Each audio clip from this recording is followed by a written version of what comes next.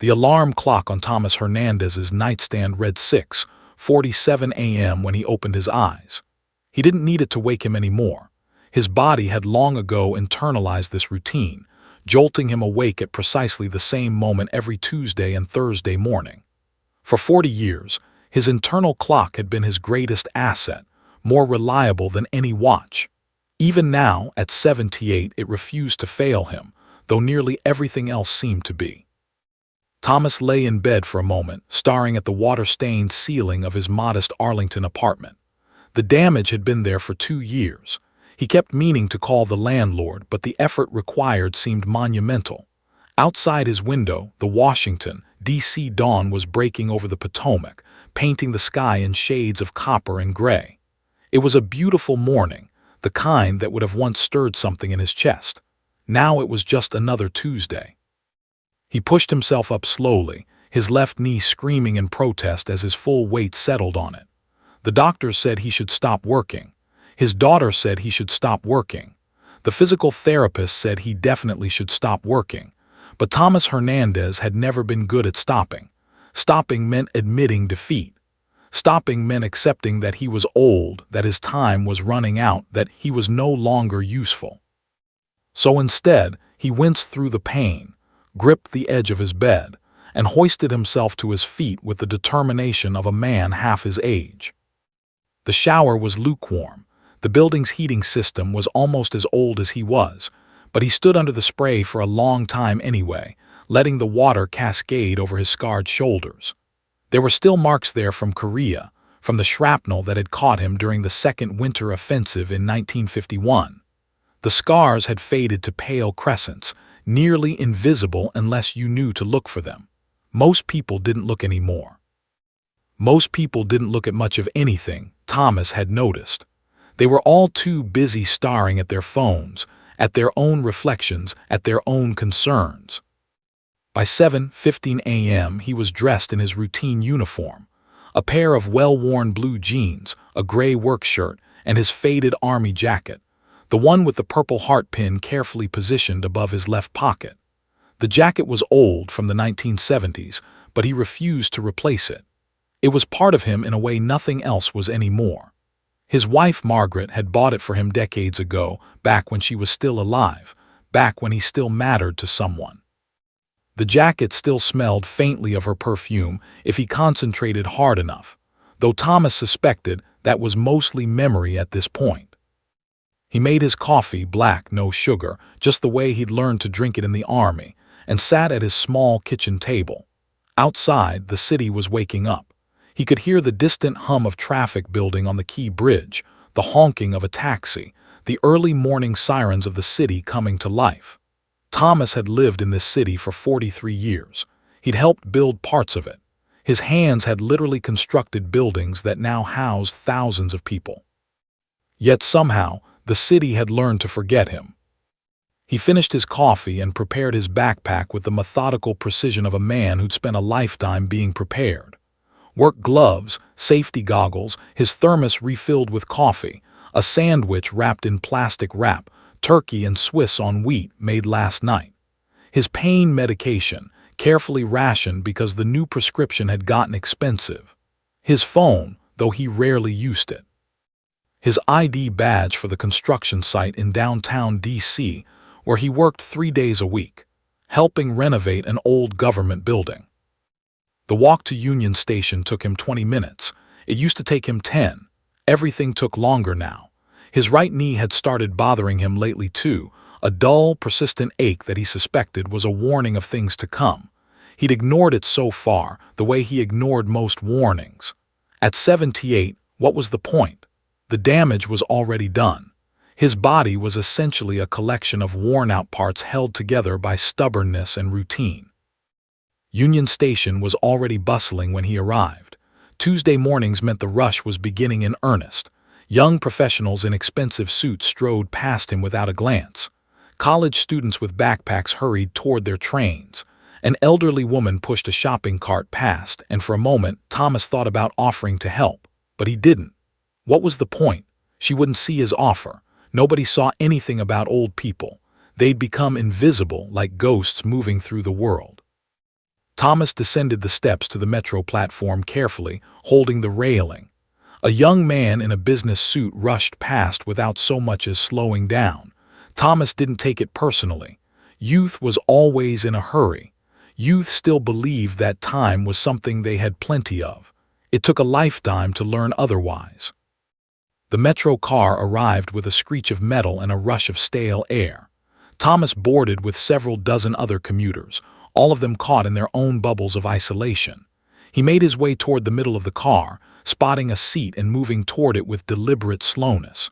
His knee protested each step, but he made it, settling down with a quiet grunt of relief. The seat felt good. His legs felt heavier every day, as if gravity itself was working against him with renewed purpose. He looked around the car.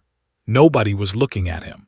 A woman in her 30s scrolled through her phone with the hypnotic focus of someone lost in another world. A teenage boy listened to music, his head bobbing to a rhythm only he could hear.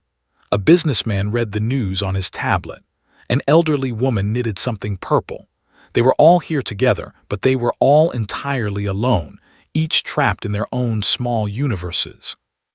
Thomas closed his eyes and leaned his head back against the cool metal of the car. Outside the window, the tunnels blurred past in the darkness. He was heading downtown to work on a building that was being transformed into luxury apartments, places that would cost more than he'd made in his entire life. Young professionals would live there, would look out windows at the city he'd helped build. They would never know his name. They would never think about the old man who'd worked on their walls. The train moved deeper into the city, deeper into the morning, carrying Thomas and hundreds of others toward their destinations. He was 60 minutes away from the teenagers who would challenge him, 60 minutes away from the general who would save him, 60 minutes away from the moment that would change everything. But right now, sitting in this metro car, Thomas Hernandez was simply invisible, another old man heading to work, already forgetting, already fading from the world's consciousness. He had no idea that today would be different. The metro train had been moving for exactly 8 minutes when Thomas felt the shift in energy. It was subtle at first, a change in the air pressure, a shift in the vibration of the wheels beneath the car. His military instincts, dormant for decades but never entirely dead, picked up on it immediately. Something was about to happen. Years of experience had taught him to recognize the warning signs of chaos before it arrived. The train began to slow as it approached Metro Center Station. Through the scratched windows, Thomas could see the platform coming into view, crowded with the mid-morning commuters waiting to board. The doors hissed open, and a wave of humanity surged inside. Thomas kept his eyes closed, hopping to remain invisible, hoping that the tide of bodies would flow around him without disturbing his small pocket of peace. But fate, it seemed, had other plans. They came in like a storm front, 5 teenagers, their voices preceding them by several seconds. They were loud in a way that seemed calculated, almost aggressive. Not the innocent loudness of youth, but something darker, something that suggested these weren't ordinary kids heading to school. Their clothing told their story. Oversized hoodies despite the warm morning, expensive sneakers that looked brand new, the kind of swagger that comes from a group that has learned the world will accommodate them. The ringleader was tall and lanky, with the kind of face that suggested he'd never been told no. His friends orbited around him like planets around a sun, their laughter and commentary following his lead. One of them held a phone up, filming, capturing whatever was about to happen for an audience of strangers on the internet. Thomas recognized the setup immediately. This was performance. This was theater. And he, unfortunately, was about to become the stage. The ringleader's eyes swept across the car with the predatory assessment of someone looking for weakness. When his gaze landed on Thomas, Thomas felt something tighten in his chest. He knew that look. He'd seen it before, in the eyes of bullies, in the eyes of soldiers about to do something they'd regret, in the eyes of men who'd learned that cruelty was a currency that could buy them respect from their peers.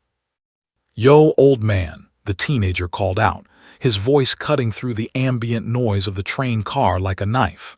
"Yeah, you, the one with the beat-up jacket." Thomas kept his eyes closed, hoping the kid would move on, would find another target. Silence sometimes worked. Invisibility sometimes worked. Non-engagement sometimes prevented escalation. He'd learned these tactics over 78 years. But this teenager wasn't interested in non-engagement. I'm talking to you." The voice was louder now, more aggressive. Thomas heard snickers from the other teenagers. The one with the phone had definitely turned it toward him now. Thomas could feel the lens, could feel the documentation of his humiliation being prepared for mass consumption. He opened his eyes and looked at the teenager. "That's our seat," the ringleader announced, pointing directly at Thomas. His four friends positioned themselves strategically around the car, creating a wall of intimidation. "You're gonna get up and you're gonna move to somewhere else. You feel me?" It wasn't really a question. It was a demand, delivered with the casual certainty of someone who had never been denied before. Thomas's knee throbbed. His back ached from leaning against the cold metal. Standing would hurt. Standing would be difficult.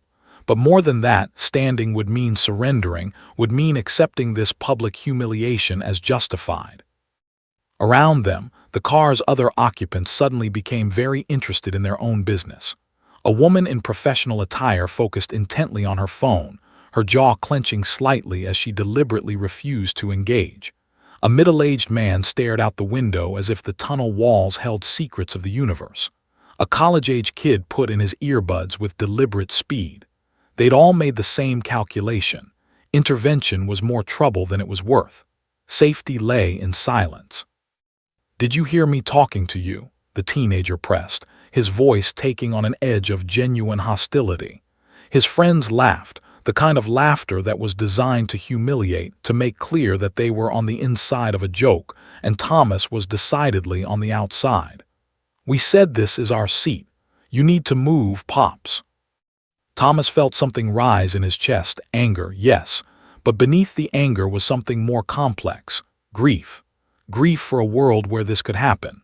Grief for a time when his uniform meant something, when his presence commanded respect, when children were taught to honor their elders. Grief for the fact that at 78 years old, he still had to fight for basic dignity. "I asked you nicely," Thomas said quietly, his voice steady despite the tremor in his hands. "I'm sitting here. I'm not bothering anyone." "You're bothering us by being here," another teenager interjected, a short, stocky kid with a gold chain around his neck that probably cost more than Thomas's monthly rent. "You're taking up space. You look sad. You're bringing the vibe down." The comment sparked fresh laughter from the group. One of them made an exaggerated sad face, mocking Thomas. The one with the phone adjusted his angle, making sure he was getting the best shots. This was content. This was entertainment. An old man being disrespected was apparently worth recording and sharing. "Listen here," a third teenager said, pulling out a chair and spinning it backwards, straddling it like he was in some kind of music video. "My man, you're from a different era. We're the future. Respect goes to people who deserve it. And honestly, looking at you, you don't deserve much." The cruelty was almost artistic in its precision. They knew exactly what they were doing. They understood the psychology of public humiliation, and they were executing it flawlessly, with the enthusiasm of people who'd never faced consequences for their actions. Thomas gripped the armrest of his seat. His knuckles turned white. Around him, the car maintained its studied indifference. A woman adjusted her purse on her lap, uncomfortable but silent. A businessman pulled out his tablet, immersing himself in spreadsheets. The elderly woman with the knitting suddenly became very focused on her stitches. Nobody wanted to be associated with Thomas. Nobody wanted to risk becoming a target themselves. "Come on, old-timer," the ringleader said, his voice dripping with mock politeness that was somehow worse than outright hostility. "Don't make this difficult. Just stand up. We just need the seat. It's not a big deal. You don't even look like you belong here anyway." And that was the thing that hit Thomas the hardest. Not the disrespect, not the mockery, but the casual assertion that he didn't belong in his own city, on his own metro, in his own world.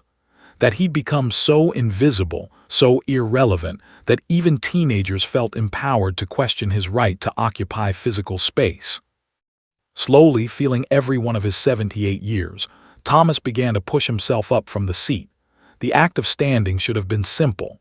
It was a movement Thomas had performed thousands of times throughout his life, in the military, at construction sites, in his apartment, on the street. Standing was the most basic human function, something children mastered in their second year of life. But as Thomas pushed himself up from the metro seat, his left knee screaming in protest, it felt like the most difficult thing he'd ever done. His hand gripped the armrest for support. His other hand reached for the cold metal pole above his head. The movement was slow, deliberate, and painfully obvious to everyone in the car. This wasn't the quick, fluid motion of a young person springing from a seat. This was the labored effort of an aging body fighting against gravity, against time, against the accumulated damage of 78 years of living. And the teenagers saw it all. "You look at him shake," the ringleader crowed, his voice saturated with cruel amusement. He had moved closer now, close enough that Thomas could smell the cologne he was wearing, something expensive and aggressive that didn't match his personality at all. Or perhaps it did. Perhaps expensive aggression was exactly what he represented. Thomas was nearly upright now, his full weight shifting to his legs. The pain in his left knee was extraordinary, a sharp stabbing sensation that made him want to cry out. He didn't. Military training had taught him to endure, to push through, to never let them see your weakness. But these weren't enemy combatants. These were children. Children who were trained by a different code entirely, one that said weakness was an invitation to attack. "Dude, move faster," another teenager complained. "This is painful to watch. You're moving like a turtle in slow motion, a really sad turtle." The comment sparked another round of laughter from the group. The one with the phone, Thomas had decided to call him the documentarian in his mind, was still filming, making sure every moment of this was captured. Thomas wondered briefly who was watching. How many strangers would see this? How many people would laugh at the old man struggling to stand? How many would share it with their friends? Finally, Thomas was vertical. He stood beside the seat now, swaying slightly as he found his balance. The pole felt slippery under his palm, probably because his hand was trembling. He was fully standing now, which meant he was no longer blocking the teenagers' access to the coveted seat. He'd surrendered. He'd given them what they wanted. But they weren't done with him. "Thank you for your service," one of the teenagers said, his voice dripping with sarcasm so thick it could have been spread on toast. He made an exaggerated salute, his hand moving to his forehead in a mockery of military respect. His friends erupted in laughter. The irony was knife-sharp. He'd used a phrase that should have been respectful and turned it into a weapon. Thomas could feel the heat rising in his face. Shame. That was the emotion threatening to overwhelm him. Not anger, though there was plenty of that too. The shame was worse. The shame was the feeling that somehow they were right. Somehow his age and his pain and his invisibility made him a legitimate target for mockery. Somehow he deserved this. "I can see it now," another teenager said, his eyes on Thomas with genuine disdain. "This is what happens when they get old, just sad. Really pathetic, actually. Like, why are you even coming out in public like this? You're bringing down the whole vibe of the train." The documentarian was still filming. Thomas could feel the lens on him, could imagine the video being uploaded to whatever platform these kids used. TikTok, Instagram, Snapchat. He wasn't entirely sure. He just knew that his humiliation would be archived forever, would be available for strangers to watch and laugh at for years to come, perhaps decades. His shame had been digitized. Around them, the car remained in its studied silence. The woman in professional attire was now aggressively ignoring the situation, her shoulders slightly hunched as if she could make herself smaller, less involved. The businessman had turned away completely, his body language screaming non-engagement. The elderly woman with the knitting had looked up once, made eye contact with Thomas for a brief moment, and Thomas saw something there: pity. pity mixed with relief that it wasn't her being targeted. That pity was somehow worse than the teenager's mockery. Nobody moved to help him. Nobody told the teenagers to stop. Nobody said, "That's enough." Nobody offered Thomas their seat. Nobody did anything at all. "Look at his jacket," the ringleader said, stepping even closer to Thomas, his voice taking on a tone of mock discovery. "It's like vintage or something. Dude, that thing is older than my grandmother. You've been wearing the same jacket since like the 1970s. "It's an army jacket," Thomas said quietly. He shouldn't have responded. Every military instinct told him that engaging would only escalate the situation. But the words came out before he could stop them. "Oh, so you were in the army," the teenager said, genuine surprise lighting his face. "That explains why you're so slow and weak. Army training is trash. Everything you guys did was outdated. That's why we don't need old-ass people anymore. We've got drones now. We've got technology. We don't need sad old men standing up." The comment landed like a punch. Thomas felt something inside him break, not catastrophically but incrementally, like a building slowly settling into ruin. He'd dedicated his life to his country. He'd bled for it. He'd sacrificed years he could never get back. And now, according to this teenager, he was obsolete. Not just irrelevant but actively harmful. Dead weight taking up space that someone younger and more valuable could use. "My grandfather was in the army too," another teenager said, and for a moment Thomas felt a flutter of hope. Perhaps this one would defend him, would stand up to the others, but the hope was quickly extinguished. But he's not sad about it. He doesn't need to wear the same jacket for like 50 years to prove something. That's pathetic, man. That's peak boomer energy. Thomas's hands were trembling now.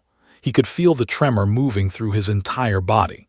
He was standing in a metro car, surrounded by dozens of people, and he was completely alone.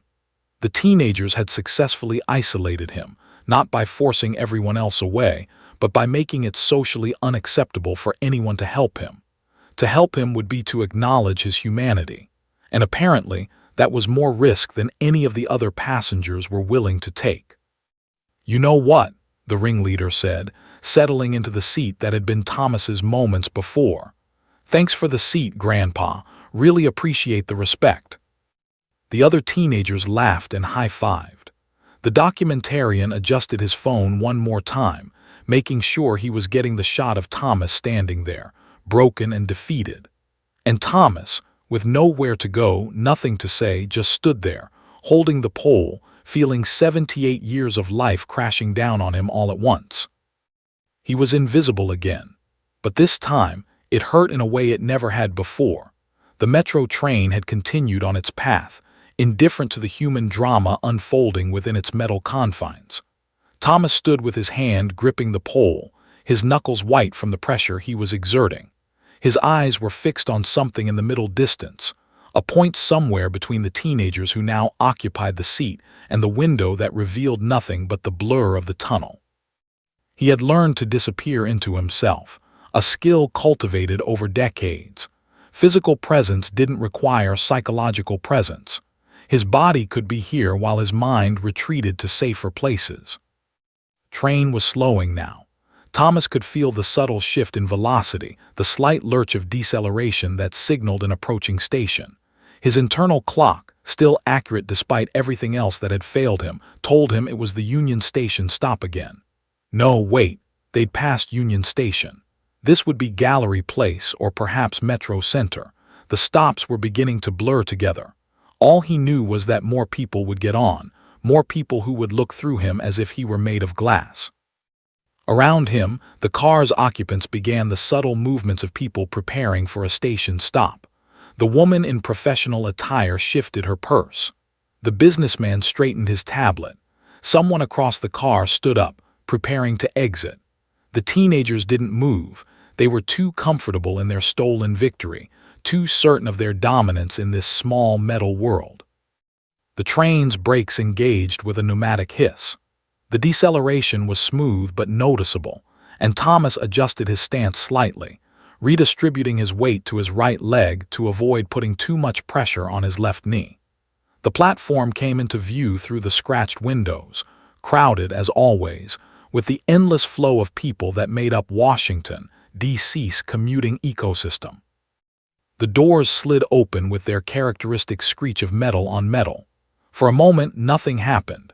The incoming passengers began to board, a typical mixture of humanity, young professionals, students, service workers heading to jobs scattered throughout the city. Thomas watched them pass without really seeing them. They were ghosts, as he was a ghost. And then he felt it. It wasn't something he could articulate precisely, but Thomas's military instincts, dormant for decades but never fully extinguished, suddenly came alive. The energy in the car shifted, not violently but noticeably. It was the same sensation he'd felt in countless moments throughout his military career, those moments when a senior officer approached. A change in air pressure, a subtle shift in how people held themselves, a collective consciousness awakening to the presence of authority. Thomas looked up. The man stepping through the doors was impossible to miss, though it had nothing to do with his height. Though he was tall, well over 6 feet, with broad shoulders that seemed to fill the space around him. It was something else entirely. It was bearing. It was the way he moved, economical, purposeful, with the absolute certainty of someone who had spent decades being obeyed. It was the uniform, dress blues, crisp and immaculate, with medals arranged across the chest in a pattern that told stories of decades of service. It was the insignia on his shoulder, the rank of brigadier general, unmistakable to anyone who'd ever worn a uniform. General Marcus J. Williams had just boarded the metro train. Thomas's breath caught in his chest. Around him, he could feel the reaction ripple through the car like a stone dropped in still water. The teenagers who moments before had been lords of their small domain suddenly seemed smaller. Their slouches straightened. Their voices, which had been loud and aggressive, dropped to whispers. The documentarian lowered his phone, suddenly uncertain whether filming a general was a good idea. Even the other passengers, who moments before had been carefully avoiding any involvement, seemed to become more present, more alert. The general didn't acknowledge the immediate shift in energy. He didn't play to it or perform for it. He simply was, a presence so natural and so powerful that it required no performance. He stood in the center of the car, holding one of the overhead handles with casual ease, his eyes moving methodically from one end of the car to the other. It wasn't an aggressive survey. It was the practiced assessment of someone trained to read situations, to evaluate threats and assets and the human landscape around him. Thomas felt those eyes move past him initially, then hesitate, then come back. The general's gaze had caught on something. Thomas waited, barely breathing, to see what had captured the attention of this man who clearly had the authority to notice anything he wished. The general's jaw tightened slightly. It was a small movement, almost imperceptible, but Thomas had spent enough time around military officers to recognize it. The tightening of the jaw meant recognition of a problem. The tightening of the jaw meant judgment had been passed. "That's not right," the general said softly, and his voice, when it came, was like nothing Thomas had expected. It wasn't loud or aggressive. It was quiet, measured, and absolutely commanding. The kind of voice that had likely ordered thousands of men and women into dangerous situations. The kind of voice that was accustomed to being obeyed without question or hesitation. Everyone in the car froze. The teenagers seemed to have stopped breathing entirely. The woman in professional attire looked up from her phone for the first time, her eyes widening slightly. Even the businessman lowered his tablet, his curiosity overriding his practiced indifference. The general was moving now, walking with deliberate slowness toward the back of the car, toward Thomas. Thomas's heart began to pound in his chest. He wasn't sure what was happening, wasn't sure what the general had seen or what he intended to do. But he knew with absolute certainty that something fundamental was about to change. The general stopped directly in front of Thomas. Up close, his presence was even more powerful. His eyes were sharp, intelligent, missing nothing. There were lines around those eyes, lines that spoke of years spent making life-and-death decisions, years spent bearing the weight of command. When he spoke, his voice was still quiet, but it carried the weight of absolute authority. "I can see your insignia," the general said, his eyes moving to the purple heart pin on Thomas's jacket. For a moment the two men, separated by decades in age but connected by something far deeper, made direct eye contact. "I can see what you've done. I can see what you are." Thomas didn't know what to say. His mouth had gone dry. Behind them, the teenagers had become statues. "Stand. He earned it," the general said, and the words hung in the air like a verdict from on high. "These young men need to understand something about respect." The ringleader stood up immediately, his face flushing red with a mixture of shame and fear. An apology stammered out, barely audible, completely hollow. But the general had already turned away, gesturing to his seat with a simple movement of his hand. "Sit down, Sergeant," he said to Thomas. "I'm going to stand." Silence that followed the general's words was absolute. It was the kind of silence that occurs when an entire ecosystem suddenly realizes the predator in the room has shifted its attention. Every conversation on the metro car seemed to have ceased simultaneously. Even the ambient noise of the train's movement felt muted, as if the world itself was holding its breath to witness what would happen next. The ringleader, the tall teenager who had orchestrated Thomas's humiliation minutes earlier, stood up so quickly his chair would have tipped backward if it hadn't been bolted to the floor. His face had transformed from arrogant cruelty to something resembling terror. The general's quiet command had been more effective than any shouting could have been. This was a man accustomed to being obeyed. This was a man who didn't need to raise his voice because his authority was implicit in every word he spoke.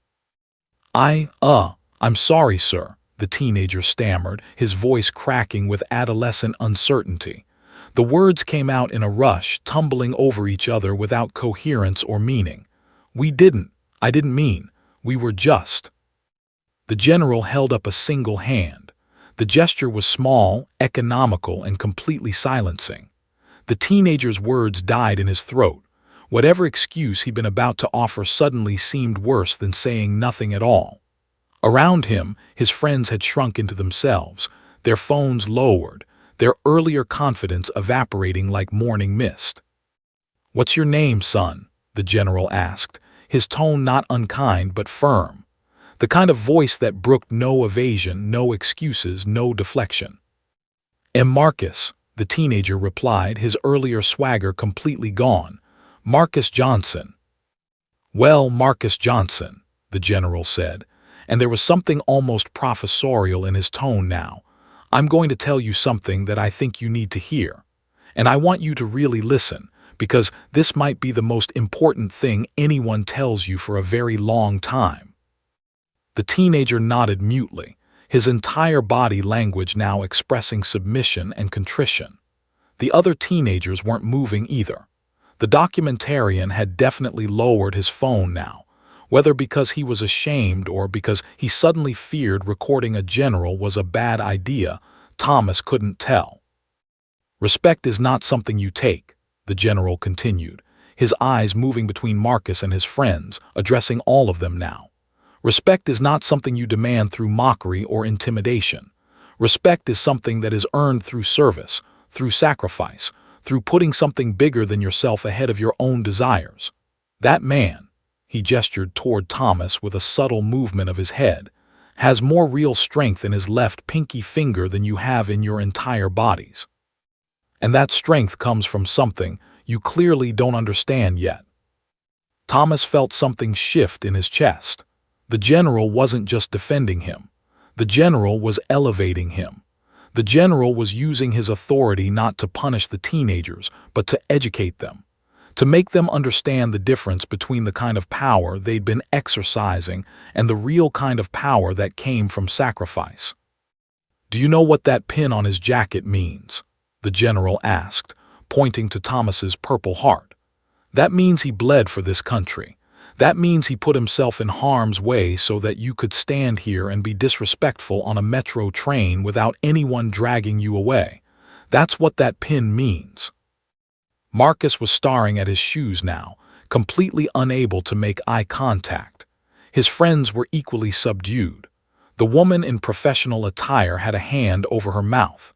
The businessman had lowered his tablet completely, watching the scene unfold with genuine interest. The elderly woman with the knitting had put down her needles and was observing intently. "I spent 32 years in the military," the general continued, his voice taking on a reflective quality. "I've commanded thousands of men and women. I've been to places most Americans will never see. I've made decisions that affected people's lives in ways I still think about at 3 in the morning. And I'll tell you what I learned from all of that. The people worth respecting are almost never the ones who demand it. They're the ones who have earned it through quiet service, through endurance, through refusing to give up even when giving up would be easier." The general turned then, presenting his back to the teenagers and extending his hand toward Thomas. The gesture was deliberate, symbolic. He was literally turning away from the people who'd been disrespectful and facing toward the person who'd been disrespected. It was a physical declaration of where his allegiance lay. "Stand up, Sergeant," he said, and it was clear from his tone that he somehow knew Thomas had been in the military. Perhaps he could read insignia the way Thomas could read pain in another person's expression. Perhaps he just understood the bearing of a man who'd served. "I'd like you to take my seat." Thomas stood, or rather he was already standing, holding the pole, but now, with the general's permission, his standing felt different. His standing felt honorable. His standing felt like it meant something. The general gestured to the seat he'd been referring to, a different seat, one he moved toward and offered with the courtesy of a gentleman from a different era. Thomas moved toward it slowly, his knee still aching, but now the pain felt less important. As he sat, the general removed his cap, a gesture of such respect that Thomas felt tears prickling at the corners of his eyes. The other passengers were watching intently now. This was theater of the highest order, but it wasn't performed. It was genuine. The general extended his weathered hand toward Thomas, and when Thomas took it, the grip was firm, warm, and filled with understanding. "Brigadier General Marcus J. Williams," he said, and his voice was warm now, almost conspiratorial, as if the two of them were the only people in the car. "And thank you for your service." Thomas felt his throat tighten. He couldn't speak. When he finally managed to form words, they came out barely above a whisper: "Thomas Hernandez, and thank you." The general sat beside him, and something extraordinary happened. The car, which moments before had been a place of humiliation and isolation, became a place of recognition. Other passengers began to nod respectfully in Thomas's direction. The woman in professional attire made eye contact with him and smiled. A real smile, not the pitying one from before, but a genuine acknowledgement of his humanity. The teenagers remained standing, silent, learning a lesson that no school could have taught them. The general had used his authority not to destroy them, but to transform them, to show them what real power looked like. And that power, Thomas suddenly understood, came from the kind of service that asked nothing for itself except the opportunity to serve. For the first time in years, Thomas Hernandez felt seen. The two men sat side by side in the narrow metro seat, their shoulders nearly touching, separated only by inches but connected by something far more profound than physical proximity. General Williams held Thomas's gaze for a long moment, and in that gaze was recognition, the kind of recognition that can only pass between people who have lived through extraordinary circumstances. The noise of the train seemed to recede into the background. The other passengers, though present, felt distant. "Where did you serve?" the general asked, his voice carrying genuine curiosity. This wasn't perfunctory small talk. This was a man asking about another man's life with authentic interest. "Korea," Thomas replied, his voice steadier now. 3rd Battalion, 8th Army, 1951 to 1953. The general's eyes widened slightly, and then something flickered across his face, recognition and something deeper. "Incheon?" he asked. "No, sir, we came in later. Winter of '51, it was." Thomas paused, searching for words that could contain an experience that transcended language. "It was cold, colder than anything I'd ever felt, and the things we saw." "I know exactly what you mean," the general said, and his voice had changed. The authority was still there, but now it was tempered with something else: empathy. "My grandfather was at Incheon. He used to talk about it. He said it was the most beautiful and terrible thing he'd ever witnessed. The way the tides worked, the way the terrain shaped the battle, the way everything came together in ways that seemed impossible until they weren't." Thomas felt something shift inside him. This wasn't pity. This wasn't the kind of false appreciation that civilians offered veterans, the kind that came from a distance. This was recognition. This was understanding. This was another man who knew in his bones what sacrifice meant. "Your grandfather sounds like he was a good man," Thomas said carefully. "He was," the general confirmed. "He died in 2003. One of my greatest regrets is that I didn't spend more time listening to his stories before he passed. I was young, ambitious, career-focused. I thought I had all the time in the world." He paused, and when he continued, his voice was quieter. "I was wrong about that." Behind them, Thomas could sense the teenagers listening. Marcus and his friends had not moved. They stood in the same positions where they'd been when the general had addressed them, but now their posture had changed entirely. There was no more swagger, no more performance. Just four teenagers realizing, perhaps for the first time in their lives, that the world was far more complex and far more significant than they'd understood. "You're still working," the general observed, his eyes taking in Thomas's work clothes, the worn fabric, the dust that still clung to the edges of his sleeves from the construction site. "Construction?" Thomas nodded. "Government building renovations, downtown. I've been doing it for about 40 years now." At 78, the general's tone wasn't judgmental, just observational. "At 78, Thomas confirmed. He could have offered an explanation, could have talked about the expenses of living in Washington, D.C., about healthcare costs, about the fact that stopping felt like dying. But he didn't need to. The general understood. Thomas could see it in his eyes. "My wife used to say the same thing I'm about to say," the general continued, "and she was usually right about these things. She'd tell me that some people are built differently. Some people are made to keep going, not because they have to, but because they can't imagine doing anything else." "Your wife sounds like she was a wise woman," Thomas said. "She was," the general replied. "She passed 5 years ago, cancer." He paused, collecting himself. "I think she would have liked you. She always said that the measure of a man wasn't what he accomplished, but what he endured, what he kept pushing through despite the cost." Thomas felt moisture gathering in his eyes again. He blinked it away, unwilling to let himself break down completely, at least not here, not in this public space. But the general noticed, and he simply placed a hand on Thomas's shoulder, a gesture of profound understanding. "You did good today," the general said quietly. "You handled yourself with dignity. These young men," he gestured subtly toward the teenagers behind them, "they needed to see that. They needed to understand that there are people in this world who are harder, stronger, and more resilient than they could ever be.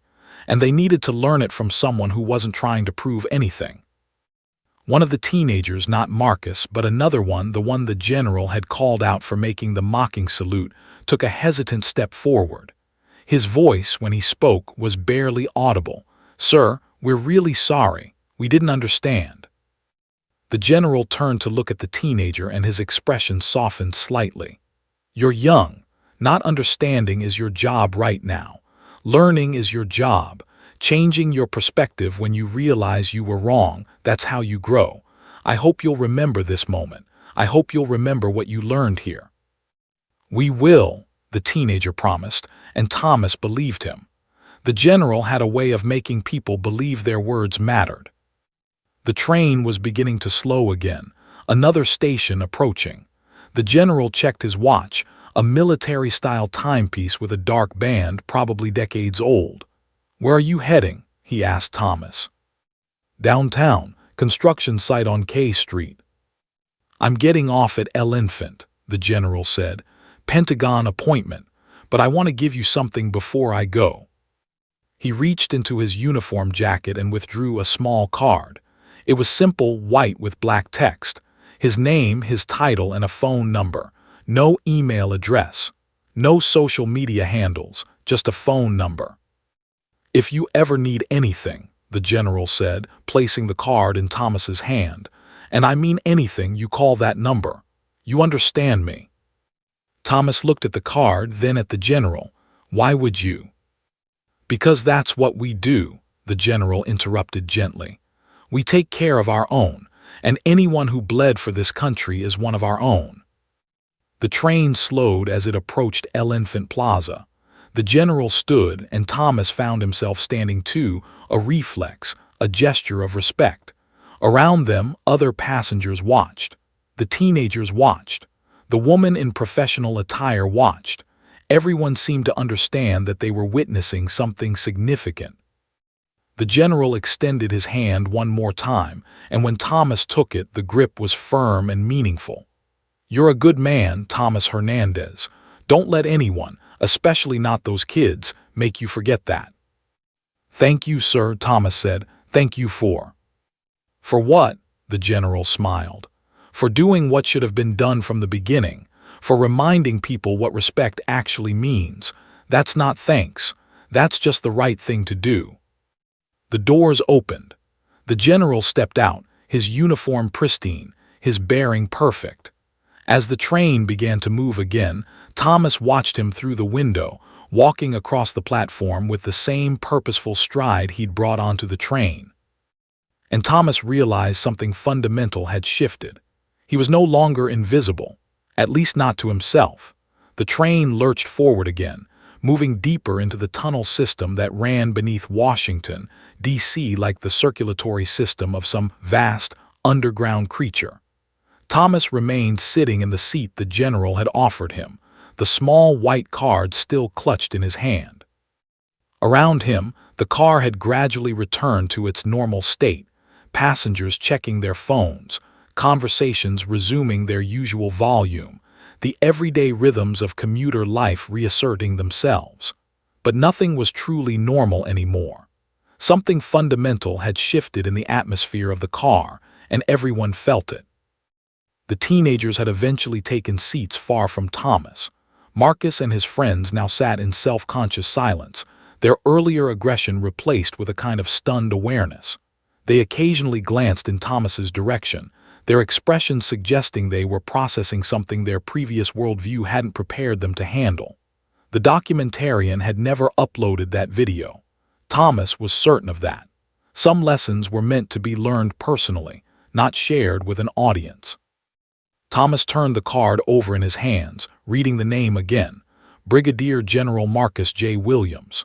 He thought about the general's grandfather at Incheon. He thought about the winters in Korea, about the men he'd served with, about the things that couldn't be unseen once they'd been witnessed. He thought about the decades that had passed since then, decades in which he'd tried to be useful, tried to matter, tried to prove that the sacrifice had meant something. A woman's voice pulled him from his reverie. It was the woman in professional attire, the one who had so deliberately ignored his suffering minutes before. She was standing now, preparing to exit at the next stop. "I want to apologize," she said, her voice quiet but direct. She made eye contact with Thomas and her expression was sincere. "I should have said something, I should have helped, I'm sorry." Thomas nodded. "It's okay," he said, and he meant it. Fear and self-preservation were universal human responses. He couldn't blame her for choosing comfort over confrontation. "No," the woman insisted. "It's not okay, but I'm going to do better." She paused, then added, "Thank you for reminding me what courage looks like." She exited at the next stop, and Thomas was left alone again. But it was a different kind of alone. This time, it felt like the beginning of something rather than the end. The train continued its journey through the tunnel. Thomas found himself thinking about the general's words, about the connection they'd made. It had been so natural, so immediate, that sense of recognition between two men who had lived through similar crucibles.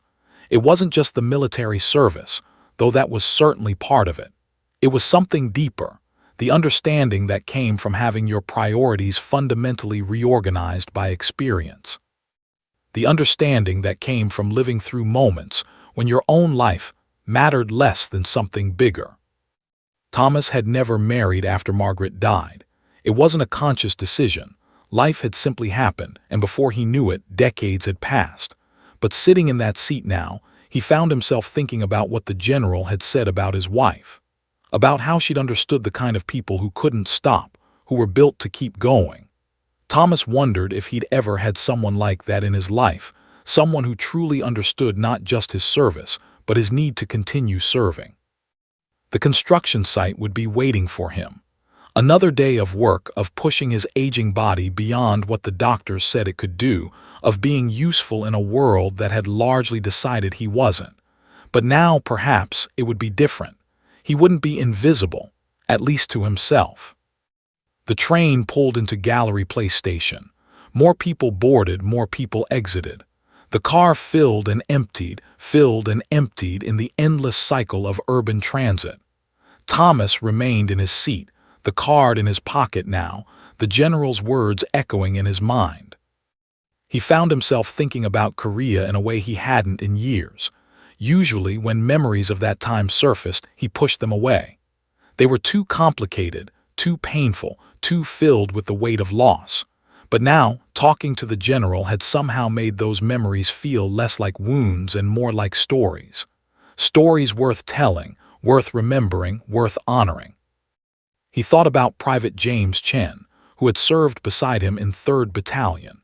James had been killed by a sniper's bullet in February of 1952. He'd been writing a letter home when he was hit, a letter to his mother that never got sent. Thomas had delivered the news to their commanding officer, had helped gather James's belongings. He'd never forgotten James's face, never forgotten the way the other men had reacted to losing one of their own. He thought about Corporal David Martinez, who had survived the war but not the peace. David had come home with something broken inside him that no doctor could fix. Thomas had run into him once, years later, in a grocery store in Arlington.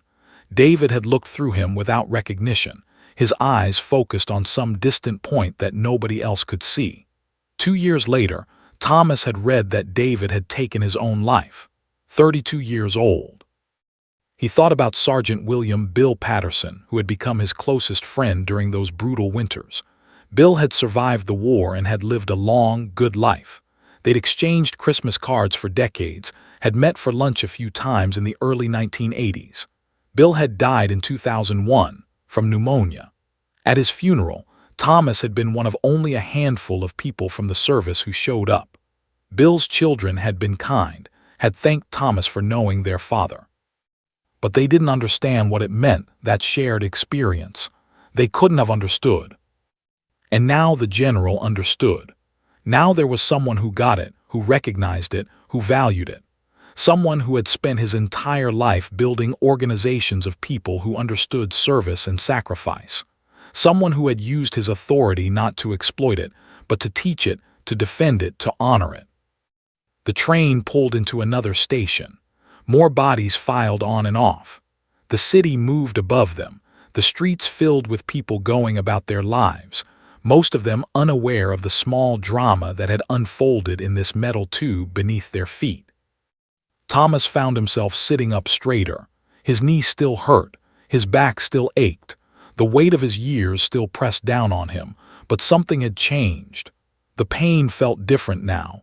It felt like evidence of having lived, having endured, having mattered. He looked at the other passengers, really looked at them. Some of them were old, like him.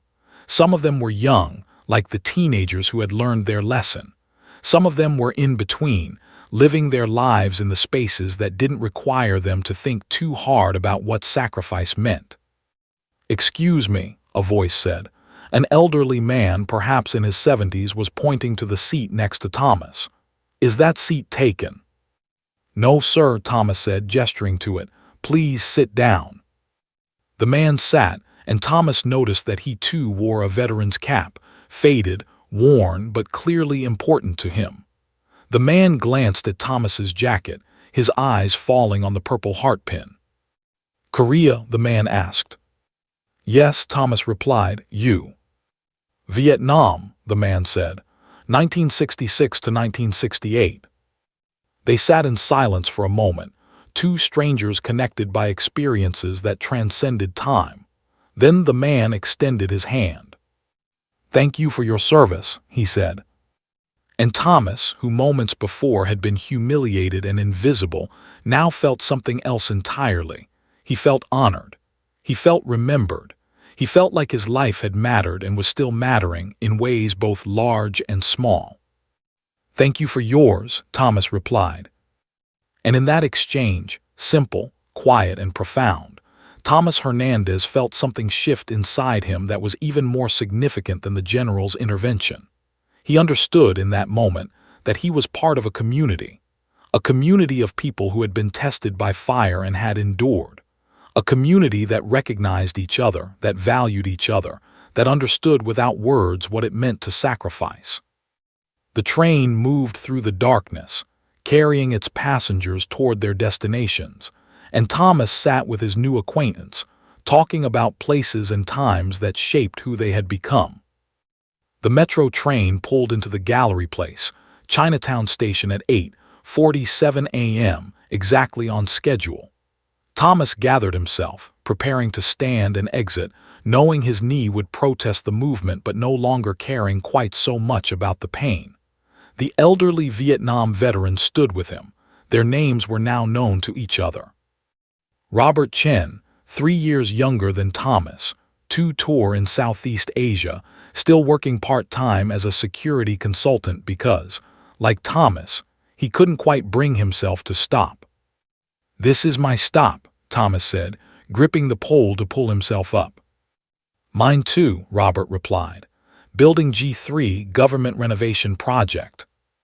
Thomas nodded, surprised. "That's where I'm heading." "Small world," Robert said, extending his hand to help steady Thomas as he stood. "Looks like we'll be seeing each other. I start work there tomorrow. Maybe we can grab lunch sometime." It was a small thing, a casual offer that in the past Thomas would have dismissed as politeness without substance. But now he recognized it for what it was, genuine connection. Another human being recognizing him as worthy of time and attention. He accepted the offer, and together they exited the train. The platform was busy, the usual morning rush of commuters heading to their jobs, but something was different. As Thomas and Robert walked together, Thomas noticed people making eye contact with them. A young professional woman smiled and nodded. A teenager holding his mother's hand pointed and whispered something that made his mother glance at Thomas with what looked like recognition. A security guard at the station entrance gave Thomas a subtle nod of respect. Thomas felt it immediately, the difference. He was no longer invisible. The story of what happened on the metro that morning spread faster than anyone could have anticipated. In the age of smartphones and social media, information traveled at the speed of electrons. By noon, someone had posted about it on a local Washington, D.C. Reddit forum. A journalist from the Washington Post happened to see the post and decided to investigate. By evening, the journalist had tracked down several passengers from the train and confirmed the story.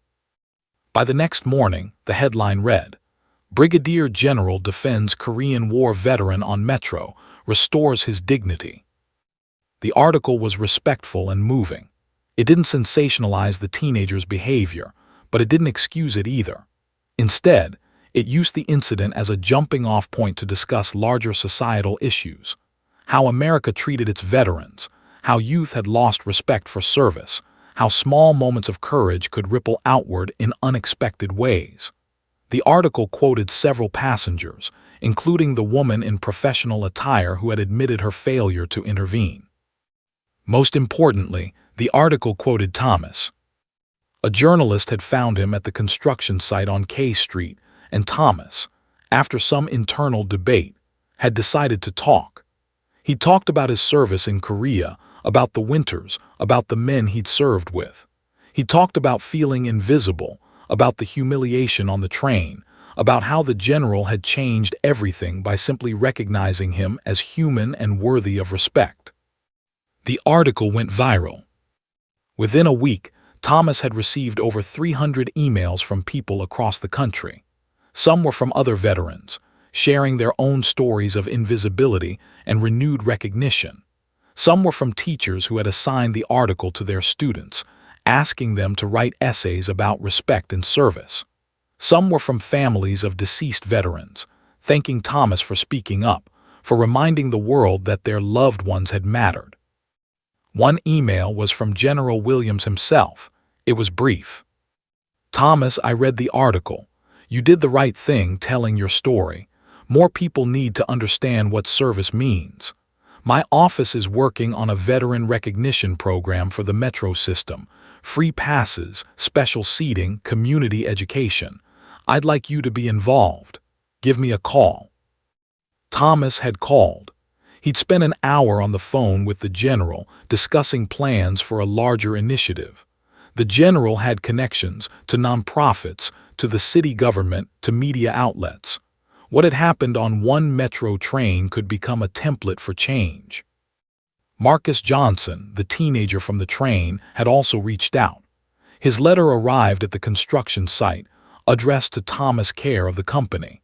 The envelope was carefully handwritten, the letter inside written in clear, deliberate script. "Mr. Hernandez," it began, "I don't know if you'll remember me. I'm the teenager who was disrespectful to you on the metro. I've thought about that day every single day since it happened.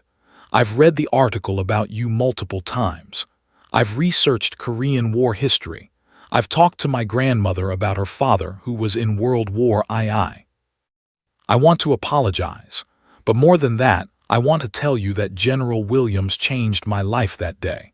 Not because he was mean to me or made me feel bad, but because he showed me what real strength looks like.